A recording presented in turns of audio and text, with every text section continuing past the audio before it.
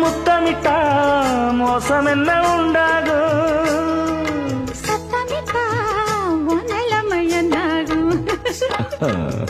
புது வளையல அரைச்சு தொண்டையில தான் நனைச்சு மாமன் கிட்ட பேச போற மணிக்கணக்கா. தூண்டாமணி விளக்க தூண்டி விட்டு எரிய வச்சு ஓ முகத்தை பார்க்க போற நாள் கணக்கா.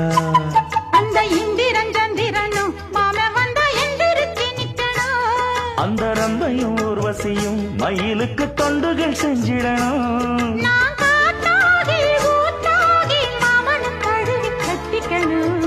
தூது வளையல அரைச்சு தொண்டையில தான் நினைச்சு நானும் கூட பேச போறேன் மணிக்கணக்கா.